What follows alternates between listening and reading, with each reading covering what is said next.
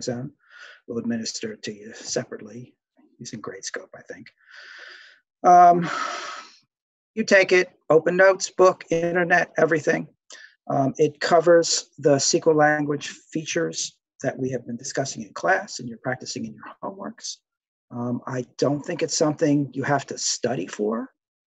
As long as you've done the homeworks that we've seen so far are uniformly pretty good. There's nothing, no curveballs, no surprises, just a quick test.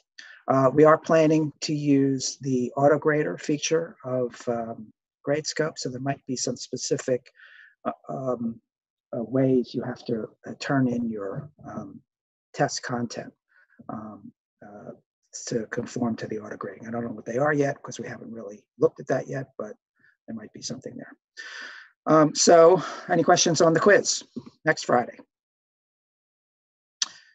When I showed the quiz to the TAs a day or two ago, one of the things they questioned, they didn't want to see people stumbling in one area that I think is pretty straightforward, but yes, you could stumble there. And so the test is we're going to provide you with a small database, and we're going to give you the SQL to define the tables and insert some rows into the database. So, but we don't want that to slow you down and get stuck in that. So if you're not confident that you can do that, make sure you come to a lab on Thursday where we will have an exercise in populating a test database. It will be a test database that we're likely to use in the final rather than the one we're going to use in the quiz. But I don't know. I may change my mind on that. I think I don't want to give you too much advance warning on the schema in the quiz, but see what you know, and in the final, it's a little bit different thing. So is this quiz for the 10%? You mean the 10% versus the 90%? What do you mean for the 10%? This quiz is the midterm. This is the midterm. It's a quiz. It's 45 minutes. Does that count as a quiz, or I don't know. I'm not that experienced. Oh, and one other note is, so this will be probably the only quiz you get in the quarter. Yes, you've got a couple more homework assignments to complete, one of which is a doozy. But you know, you have time to do the homeworks, but doozy in terms of that it will take a lot of time. And a final exam, which we have a date for as well, the official one that's given to us by the college. Yeah, I think it's probably going to be the only quiz. I don't see that we're going to need another one. We may need to have some kind of a makeup quiz. There are times, you know, if you need some kind of accommodation, please let us know in terms of time, or, you know, the cat ate my homework or whatever that is. Okay. Could I give us you a list of the topics that appear on the quiz? Yes, anything that appeared in your homeworks that related to the use of the SQL language to retrieve data. That's what it's open. So I don't know how you're going to study for it if you haven't done your homework and you're not keeping up. But you've got a big homework coming in. That's actually pretty complicated. Got some pretty complex SQL questions there. If you've been doing and keeping up with that, okay, you're probably okay for the class, for the quiz. I don't see that there's something extra that you need to study, or I'm not sure how you would prepare for it other than come into class and, you know, be ready to go. So homework 0, I don't remember homework 0. 1, 2, how about we start numbering the homeworks with 1, 2, and 3? Are they related? Well, they're related in the sense that we started out with a very simple homework, just showing a few basic concepts in SQL. Then we started to introduce more aspects of the language, group by, aggregation, witnessing problem, things of that sort, more complicated kind of joins. And we had queries in the homework that reflected that. So 2 and 3, I think they've gotten progressively more complex. You may have not noticed that because you've already picked up the easy stuff. everything through homework 3, which is due today. By the close of the end of the day today, I believe is your due date on the homework. So yeah, there won't be anything beyond that, and there's nothing in this lecture today that's going to be in the homeworks. Wait a minute. So there are no questions, so you can expect subqueries. Yeah, you could expect subqueries probably. Tanish, you are speaking as someone who has taken the test, so yeah, he's got an idea that it is, but I don't think it needs to go beyond that. But yes, you're going to have to. Subqueries are an interesting aspect of the language. There are no questions on the theory. There is one very minor question on the theory. Mostly, it's working out the sequel. For the harder SQL homework assignment, the hardest SQL homework assignment is now, and that is the hardest one. There is one in the future that's not necessarily so much SQL, it's actually setting up something else. And you would want to work with partners, especially those of you that don't have a lot of Java experience. So that is something you would work on. When will homework 4 be due? I don't know that we've actually released homework 4, have we? So it's ready to go, but I don't think you're going to get it until Monday. We're giving you the weekend off. Is it similar to the questions in the past exams? Yeah, SQL hasn't changed since they've been teaching the class, and there are tons and tons of test exams that are out there. Yeah, you have to figure out which one I used. But if you look at some of the midterms and what other people have asked for, just focus on the SQL. I think I adapted one of the questions that I saw in a midterm given some time ago. I don't remember what year, and adapted it for use in the quiz. Is there a practice midterm? You could practice on the midterms that are located online as part of the websites for earlier classes, only if you need the practice. If you've been following along and doing up.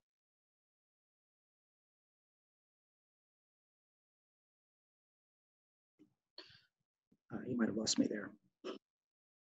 Is there a practice?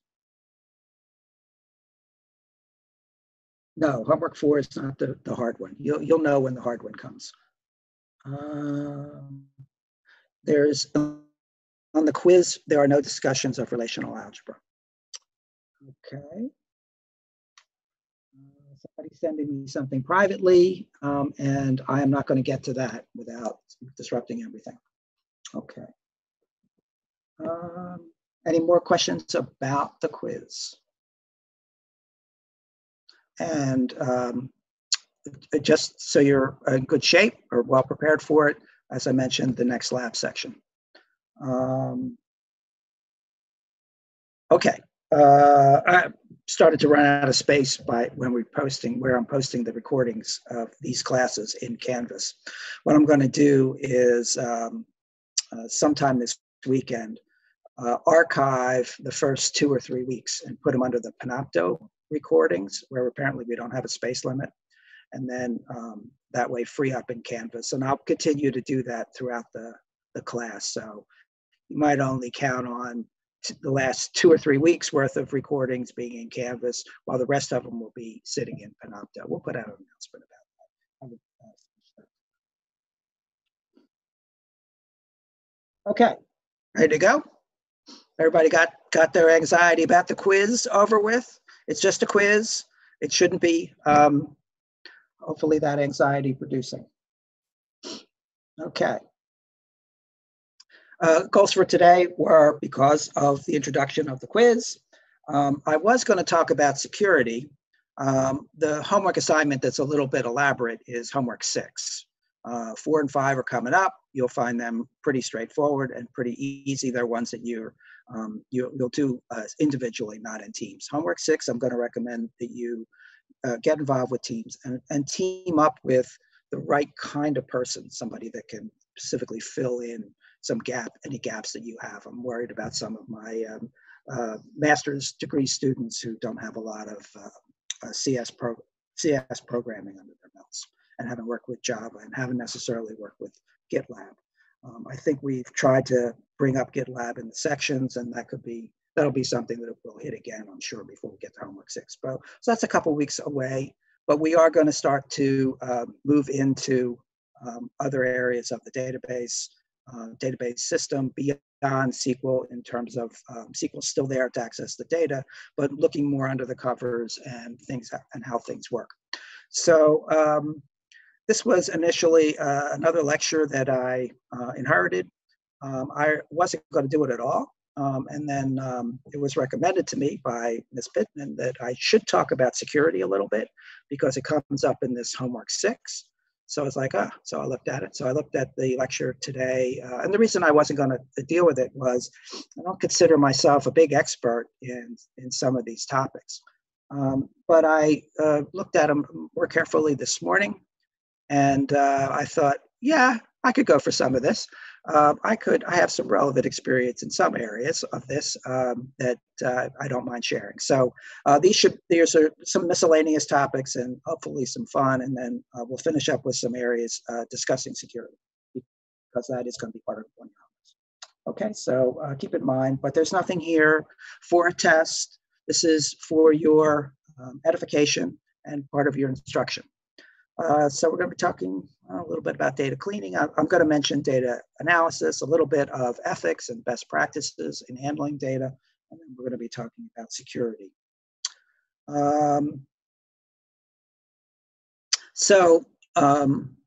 Many times you're looking at, well, we're going to look at some examples of this later today. You're looking at pre-existing data that someone else generated, and you need to translate that data into a more usable form.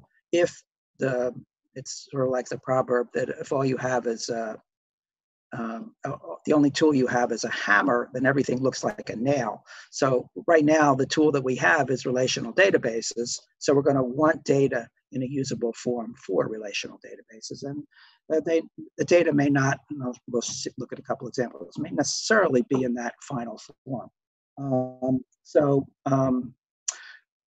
ETL is one term for what you would do. You get somebody else's data, you extract it, you transform it, and then ultimately load it into the database.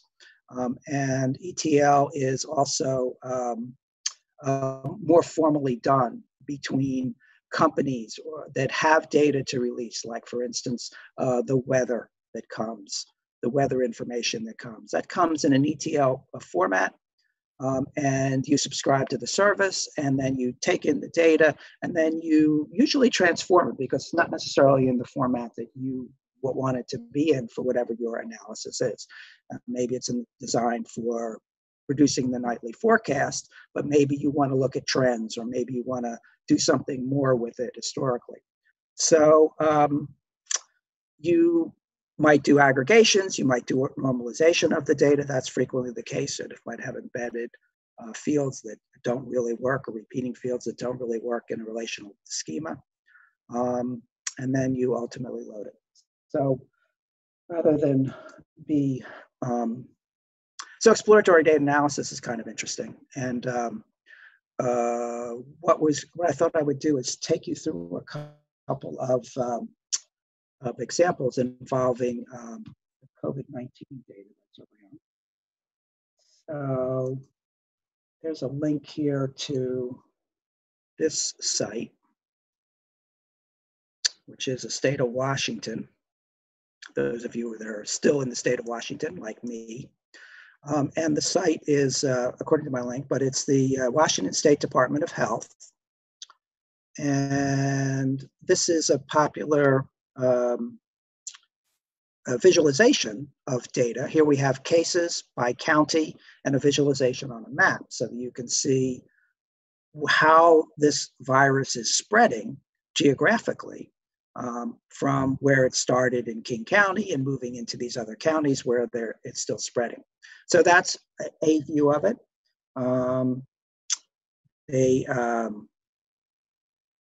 And this is done usually with, this is like a dashboard, probably on top of something like SQL Server, because the It says right down here, it's a Microsoft Power business intelligence app. And you can, with a few clicks, maybe a few more than that. And this is a more interesting view of the data for most people than these tabular cases, these tabular data, which is better, I suppose, and more informative, but people like visual displays. You can, I could be looking at here, I'm looking at confirmed cases. Here I'm looking at confirmed cases and deaths. That's the data. Here's some legend, things of that sort. What I found interesting in the data, what to look for was we're doing all this stay home, stay healthy stuff, as it says here. But this is the rate of infection. This is confirmed cases. And it's a pretty good argument that all this social distancing is doing some good. Clearly, the number of cases goes down. As the number of cases goes down, you're going to see also the number of deaths follow it within, I don't know, 2 weeks, I think, 2-3 weeks apparently after you get the disease. But people don't get it confirmed until they're starting to feel very sick often, and because of lack of testing. But so this is a pretty good evidence that we are making some progress with all the social distancing that we're doing. It's also a little frightening to the extent that we can't stay like this forever. And as soon as we unlock some of the social distance, it's going to go back up again. And you can see how it was rising and why people were kind of panicking about it. So yeah, it's a very spreadable kind of disease. So along the same line, so that's data available from our local state. And there was a link here somewhere. Maybe it's on another page where I went to the website, but there was a link where you could get the data in a spreadsheet format and load it into Excel, which I did the other day just to kind of look and see what it was. And it's the time series data broken out by county. And then this data is rolled up to the national data, which, see this link. Here we go. There is a University of Johns Hopkins that is keeping track of a lot of this data. They have a medical school there, considered one of the finest medical schools in the world. And here was, my interest in whether things were flattening out. And here you can see that we have 5-day moving averages. Well, because why do we want to smooth it? This is data smoothing. Why do we want to use a 5-day moving average? Well, because there might be bumps in the data from day to day that don't reflect underlying trends. So this chart here looks like it's probably by country. The US is doing great here because we are, we're number one here in number of cases. Here's some evidence that maybe, in fact, that curve is flattening a little, but boy, not much. So that's daily confirmed new cases, 5-day moving average. And at Johns Hopkins, they are keeping track of data from around the world. You can see how other countries are doing. There's the US. Here's US. I'm sorry. Maybe that's by local countries. This is detail for the US. And notice the scales are different. So these are not directly comparable, but when you put all the series on one, that's how you can start to compare different countries. But the shape of these curves, you can see some people are dealing with the outbreak reasonably well. Again, look at the numbers on the left, but these are hard individually to look at. This is the case of China, where they've had the first outbreaks, but you can see it's seemed to be under control, more control. So that's another place where this data is being rolled up these days. And then I thought I would go to CDC, which is the Center for Disease Control here in the US.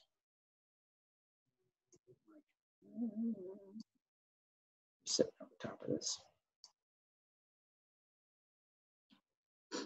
And you can see the state-by-state comparison within the United States.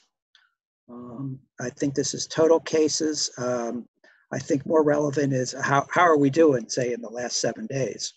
And where total, Washington is in the red, but you can see in the last 7 days, we're having some luck with the policies that we're having.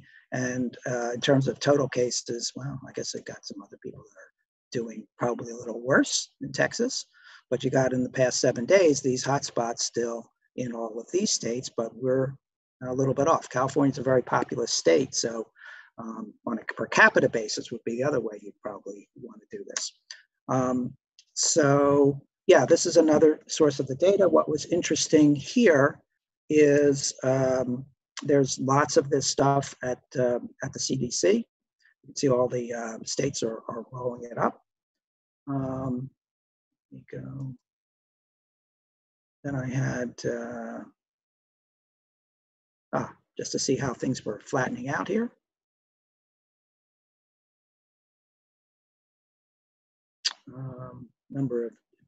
Total number of cases, demographic characteristics of the cases. And I thought there was something here about, maybe not. Anyway, so this is what caught my interest, was this download the data. I was like, so that is a package. And so I investigated that.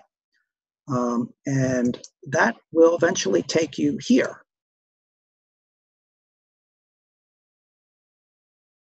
And that is a GitHub, a repository out on GitHub that's being maintained by Johns Hopkins with various collections of this data. There's some front end here, and there's some charting going on to give you an idea of what they have.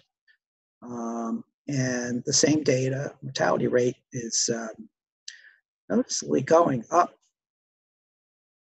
which you wouldn't think would be a good sign. But this is the increased rate from the previous day in confirmed cases. And that's certainly looking better as we flatten that curve. And then there's a set of these data files. So these data files are an example of what I'm saying is that you might want to look at this data and do some kind of analysis or study it, or you're an epidemiologist and you're just interested, or you want to stay alive. And there are various ways this data is available, but not necessarily in the way that would fit into, say, a relational database if that's where I wanted to put it for my analysis. So that's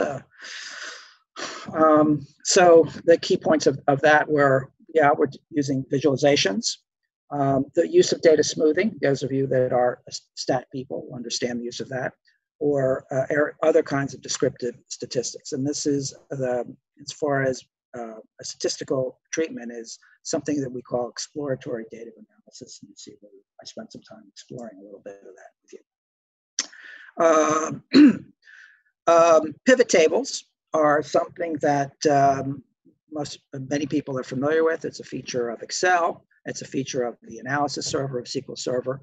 Basically, it's a way of generating a pre-summarized table that then you can rotate in various ways. I'm not going to make a big point of this, but one of the things that often happens is that your data, so pivot tables help with something like this, where your data is in rows and columns in the database, but what you really want to see is the data sorted by a different year and in a different kind of matrix that you get. And you can do things with pivot tables. You can also do things directly with SQL, as we've seen, in terms of the order and how you want to order them. But if you might want to transform this skinny and tall data into something that's short and wide, there's some holes in it, obviously, but and rearrange it. So that is an example of what pivot tables will do. You pivot on a different field in it. If you pivot on more than 2 columns, it's generally called a data cube. And often analysis is done on data cubes directly. And you'll create the data cube, create this summarization in the database, and have various analysts go and access it. Just in case it comes up. And if the data is not available, it's not in the form you need it, there are tools around. I haven't used any of these. I wind up writing my own sometimes on a one-off basis. I might explore some of them to see what they can do and if they can help me. But data wrangling is something that it's a fact. You get this data from different sources, and it's not in the form that you want. Okay, let's see. I wanted to mention a couple of existing laws and regulations that control the use of data. Here at the university, we're very influenced by FERPA, Family Education Rights and Privacy. This is something that educational institutions have to do. We can't disclose academic information, and we're very careful in terms of, we're trying to be very careful in terms of privacy. I'm not an expert in FERPA. I know we deal with it. I'm not an expert in HIPAA either, but it's the Health Information Portability and Accountability Act, which basically says you, not your doctor, owns the health data that applies to you, and you ought to be able to switch states, switch doctors, switch whatever, and be able to carry that information with you. So these are the rules that hospitals and physicians adhere to in this country. We got a big election coming up. Social media and politics, there's a lot of data there. There's this, there's this information wants to be free doctrine that's my generation, bunch of hippies who think that that's a good thing. Everything should be free, or wants to be free. I don't necessarily believe that, I guess, and I'm as progressive or liberal as the next person. I think, and in fact, I worry a lot about the business model of companies like this that are going to, quote unquote, give away their service, but still have to figure out a way to pay for that service, and in fact, do that by harvesting your personal information and making it easy for people, or advertisers particularly, to get to that personal information. I think that's a serious flaw in the problem. I don't know how long it'll continue, but the fact that we think that nobody will pay for anything is a problem. Be that as it may. But basically, let's get into storing any kind of sensitive information. You have to make sure that it's secure. And this includes things like any kind of personal identifier, name, student ID, social number, social security number, license numbers, all of that stuff. If you have that information, you have you need to protect it. And there are hackers that abound, so we want to get that information. And sometimes data is protected for legal or ethical reasons, which I mentioned a couple of those things. And I'm going to talk specifically about passwords in a moment.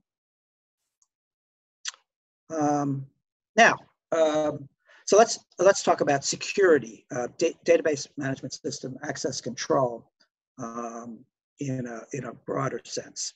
So those of you that were involved, have been involved and didn't wait till the last minute to do homework 3, you run across security in having accounts set up for you if you're using Azure, or downloading the database and installing it locally, in which case you became the system administrator for it. I guess people are accustomed to basically database management system. I'll show you, talk a little bit about it. They implement something that's known as role-based security. People are in particular roles. This role-based security is what helps security administration scale. We don't have rules for specific people, we may, but we adopt rules for specific groups of people who are in that particular role. And a naive way of looking at security is what you're trying to do is block malicious people from access to critical data or resources. But actually, the practice that works best in security is what I would call zero tolerance. And this says block everyone from everything by default. Nobody has access to everything. That's secure. And then you start to grant access to specific people and roles. So there is some SQL associated with that. Being able to do that, you can be implemented. You could, for instance, do something like grant These are the permissions, select and insert, and different kinds of permissions can be added. Oh, whoa, whoa, whoa. Keeps doing that. And here's your public table, and public is a built-in user role. I'll show you that in a minute. And this is allow anyone who can connect to read and add data to my public table. So that's what this grant statement does. So that's a bit of SQL that's involved in granting access to it. By the way, this is a violation of zero tolerance. You don't do that. You don't just grant everyone the right to edit your data. That's a recipe for disaster, basically. So in role-based security, you have permissions, in a more general sense, capabilities, more than permissions, but basically permissions, and you have users who are assigned to roles. And the kinds of permissions that are built into the database include database level operations, table level operations, and even row level security, which gets very complicated, or can get very complicated. So within a table, I can only look at certain rows. The canonical one example is I can only look at the salary information for the people that report to me directly. So I would have to have a relationship that says these are reports to or manager of kind of relationship between me and my direct reports and their direct reports and their direct reports. And that relationship would be inherited. And as a result, row level security would check access to those rows in the database and restrict a query to just rows that I was able to access. So as you can imagine, given how complex databases can get, that could be fairly complicated. As far as users and roles, we have the idea of an authentication process. So you authenticate yourself. You authenticate yourself when you enter Zoom, and I'm using deliberately the fact that you have to be a UW student. So that allows people that want to audit the class, I've got a few auditing students, I think, you don't have to be enrolled in the class, although some people are restricted to that, but I thought I would let people audit it, why not? But you still have to be in the UW database as a user, have credentials, and your credentials are executed by talking to the university's database of authenticated users rather than maintaining authentication. This kind of distributed aspect of authentication allows each individual organization to have their own rules about how frequently passwords need to change or things of that sort. So the university is pretty loose because I don't think we have that much information that people want to hack. So they're pretty loose about the fact that you can have a password and it doesn't have to change frequently. While if you're in an environment where you could be under attack, that it's much more tempting for people to hack. You'll find that passwords need to change regularly every 90 days or maybe more frequently than that. And there'll be a test for the passwords as to their degree of difficulty in hacking. The fact that you could have a password like password is the most frequent password that people use because they don't think too much about the privacy, and you could use that in UW and you'd get away with it. Anyway, that kind of facility is called single sign-on because it's certainly convenient for all of the apps for somebody like me that is signing on a lot of different places. And you'll note when I navigate from my UW to Canvas to Gradescope and things of that sort, I'm often requested to sign in again because it's calling a component that can authenticate me against the university. In terms of the most effective security these days, the more difficult to hack is what we call two-factor authentication, and many financial kinds of applications, because they're targets, obviously, for people that want to steal your identity and steal your money. They use two-factor authentication. So two-factor authentication is I have two ways of checking who you are. One is, yes, you've used this ID and this password that you've gotten past here, but usually it's a phone or application on your phone that'll generate a password, a code or something like that. And the idea is it's much less likely that if I'm hacking your account that I have access to both your phone and your other IDs. So two-factor authentication gets hacked much less frequently than, so it's considered very strong, relatively strong. There's lots of ways that it can fall down. Somebody who's got you might also have your phone,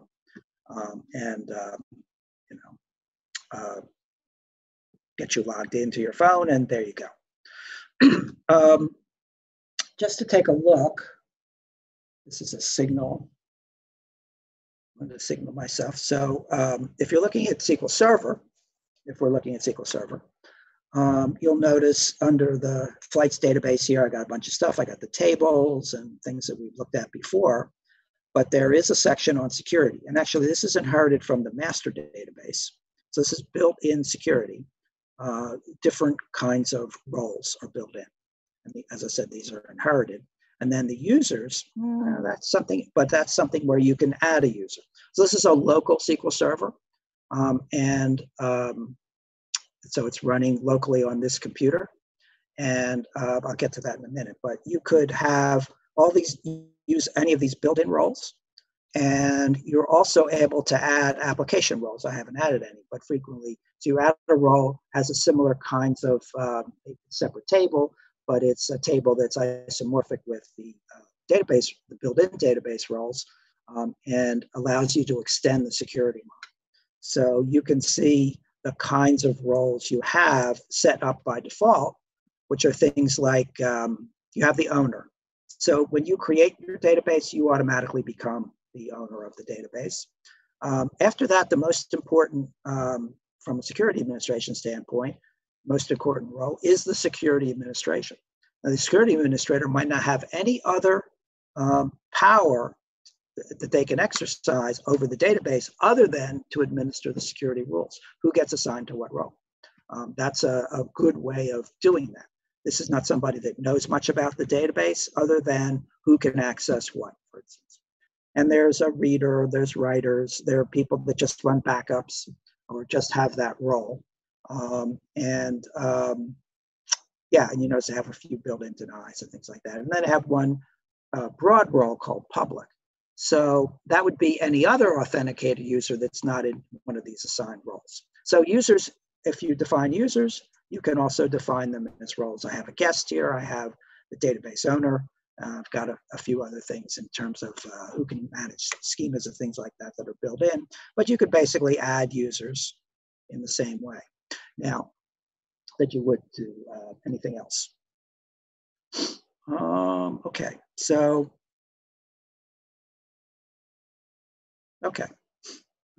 from there. So the best way to think about role-based security is as a capability matrix.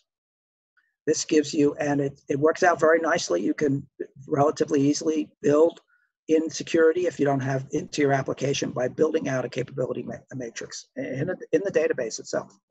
So you'll have a role like an auditor that'll have these capabilities. You have a role like a customer support rep that'll have, well, just this particular capability. Customer support manager would have that capability, but also some supervisory capability, maybe similar to the auditor. The security administrator might not have any other capabilities other than being able to administer security. I think that's actually a good thing. I didn't have any I ran out of room for capabilities, but there might be the ops people who are responsible for what happens when people can't access the database or something like that, and they would be on call and they'd have certain capabilities so that they could solve those problems without getting perhaps more senior people involved. The database administrator, the database owner, they would by default have all these capabilities. They would be a super user of the system. Okay, anyway, think about it in terms of a capability matrix. That's a good way of doing it.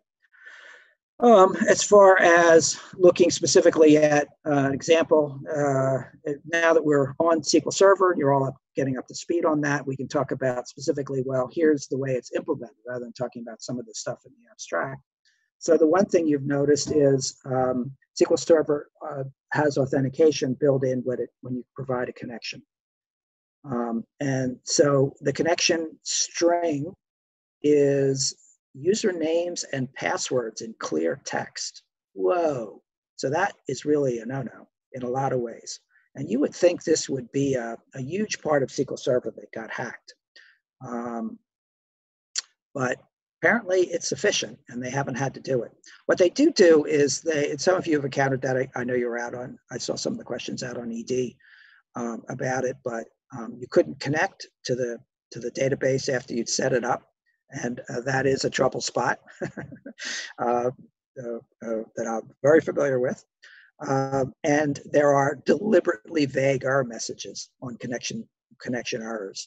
You get like, you might get an access denied error, which is a very general return code in Windows, or you might get a data file not found, and even more general.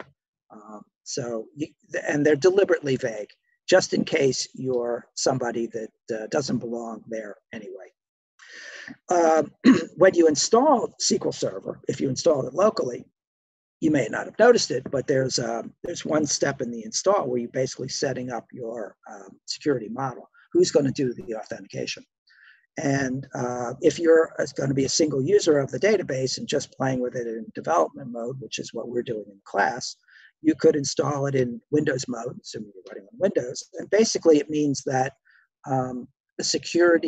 the logged on users for Windows are the ones who have their authentication is passed through to SQL Server when you log on. And basically that makes logging on a snap. You only log on to Windows once, and then you log into the database. You can imagine that functions a little bit like single sign-in when you have a database that you're administering locally inside a company, and you have lots of your customers that are all part of the same company and would all have some kind of Windows authentication. And you would use those credentials inside SQL Server. So that's what Windows mode means. Now, databases themselves are not just oriented towards Windows, they're oriented around servers that you can connect to from various clients. So one of the ways is, let's take Windows out of the mix entirely. Let's do security administration internal to the database. And that's an option you can click on at the time you install, and it'll just make you define an administrator. The default administrator is SA for system administrator, and provide a password for it. And without that, if you set up internal to the database, SA, and without that password, you're never getting into the database again. SQL Azure uses that option entirely because does not use Windows mode. So the authentication is internal to SQL Azure, the Azure database itself. And Azure has its own, as we saw, security model with users. And some of you encountered that because I answered questions about it, like how do we share out this database? Well, you go in and add your teammate as a user, and give that teammate the capabilities that they need to. They may not own the database, but they can be a system administrator. Just check them all off. Let your teammate do everything. But you could see that there's some granularity to this in a larger organization where not everybody is allowed to do everything. SQL Server in particular also can operate in a mixed mode, which means I do have internal security, but I'll also maintain Windows mode authentication and adopt your Windows connections. Sometimes that's the easier thing for an organization to deal with. If everybody, again, is coming into their application or into the server with Windows credentials. Okay. Any questions about any of this? Hopefully it's fun. Okay, here's a nice, interesting topic called SQL injection, which is a security hazard that's associated with SQL databases. And we haven't gone into the programmability, but if you probably can follow, and this is coming up, I'm going to demonstrate some of this in a future lecture. But here, here's a C# program, I guess it says. Here's a variable called ship city. It's calling some form and getting the name of the ship city off of the form. So it's an import form of some kind. And then it's creating a SQL query where it's adding, plus is a concatenation symbol for a concatenator operator. So it's creating some nice SQL here. Select from the order table where ship city equals such and such. SQL injection is, well, what happens? You know, that's kind of what they're hoping that you do. But suppose the customer adds more SQL, like this statement. See that? Where they got Redmond, and then they put in, they close the quotes on it nicely. They put a semicolon, and then they issue, a drop of a table. I have to know how to do this, but they could find out what tables exist, for instance. I showed you some queries that you could do along those lines. So they are using a vulnerability in your particular SQL, because the windup is the SQL looks like this and also drops that table. So there's mitigation here in the note to customers about validating all the input. Oh my goodness, that's so important. So what you should never do is you should be looking for a semicolon. That's illegal. You should be checking this data before you just execute it. So a lot of these kinds of SQL injection attacks are, it's considered a solvable problem. But it's one of the reasons why you can't email SQL around to people. If you try to do that in Outlook, it won't let you do the attachment, for instance, because it's a vulnerability. So we haven't talked about it, but these are stored procedures that are being used, and we will be talking about stored procedures. We'll be talking about the API, the programmability built into the database. Another thing that you can do is to prevent that another use of views is from the security standpoint. And again, views are a little bit outside the scope of this class, but they would be a view that might only be a read-only view that you would make available to outside customers that you didn't necessarily trust, and that you would just not allow changes to occur to these views. But consistently, it's one of the top web-based attacks. And people don't realize that they have an issue, or they know it's possibly an issue, but they never get around to fixing it until it's too late. So in the area of security, they talk about the surface area of an application programming interface that needs to be defended. And by validating all your input for these things like stored procedures, that's how you defend that surface area. Periodically people get burnt by this, so I thought I'd mention it. Okay, that's pretty straightforward. I don't know. Let's move on a little bit. What's the next topic? One of the things, so protecting your data, one of the things that you're required to do with things like FERPA is do de-identification. So you take out IDs, you take out identifying information, or you do some kind of mapping to anonymous IDs. You don't represent that. And a lot of data, it can only be presented to the public in aggregate. Minimum of, say, 30 people represent this data set, and with the names obscured. And you only show them the summary data for that group of 30 people. You could suppress it for groups that are small, but this kind of rounding and bucketing data or introducing noise into it, it makes it a little bit less dangerous. Okay. That's just some implicit disclosure is mistakes people make, and I'm not going to go through the actual example here, but it's a mistake where you think you disclose some data, and you don't realize that your disclosure by a very smart hacker could actually give away much more information than you thought you were giving away. And there's an example of it. I'm not going to go through that. Passwords, because of their role in authentication, they're special. They require special handling. So there's a little bit of discussion here about how you handle passwords if you're called upon to store them in your database as part of your application. There's clearly, these are important.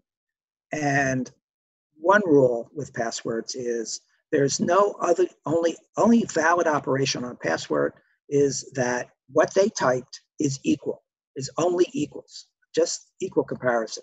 No other operation should be permitted on passwords, ever, for obvious reasons. And the passwords themselves shouldn't be stored in what we call clear text, anywhere that's hackable. That's the first thing hackers are going to try to do. They're going to use SQL injection, and they're going to be looking for your usernames and passwords for people. So doing this is a considerable no-no. However, there are ways of storing passwords, particularly using encryption, which is the method that I prefer. Strong encryption, public-private key encryption that really is not hackable. It might be hackable to use hashing, then that's the problem with it, but there is a little bit of discussion of this. And this may be the part, I have to check, this may be the part that's relevant to homework 6, is that you're going to be given passwords to get connections established, and you're going to be called on to hash them. And so hashing is you take is a function, and you take one data value and you transform it into another data value. And ideally, once you have the new value, you can't figure out what the old value is. And you do, using whatever hash function you use, you want it to be uniformly spread out, so that it's more encrypted. So hashing is a form of encryption, but it's because it's deterministic, it's a little bit more prone to hacking than just plain encryption. So for instance, here we have a hash function of some kind. There's our password. We're going to hash it. We come up with this garbage. That's what we store. So at least it's not clear text. It's not, so that at a very minimum, and I believe you're called upon to do this in one of the homeworks. I'm mentioning it now. Some of the pitfalls that people get into is the hashing functions are not good enough. Patterns can occur for the same passwords. For instance, what you have to be careful is that the same username doesn't hash to the same thing. Here's an example of that. So hashing has issues that are problems, and maybe it can be hacked. So one of the ways people get around, and if you like, looking at somebody that doesn't require strong encryption like WordPress, they use hashing, and then they use another token that this particular author calls salting. So what you do is you add another little thing, a random, and you do a slower hash, first using this seed, and then you do the hash. So what you get is the combination of this random act versus and the hashing. And this gives you better results, more randomized kind of passwords, and people are happy with that. Oh, looks like we're out of time, and I am fortunately out of slides, so that's good. Could someone guess the hash function? Well, yeah. There are common ones that are used, and a good hacker will figure that out. Often, things are exploited. Once they're exploited, they get to that data. So this is one way of doing it. It's certainly not as strong as using encryption, in my view. You're hoping that the combination of this salted and hash would get you back to the original password, but it just make it so difficult.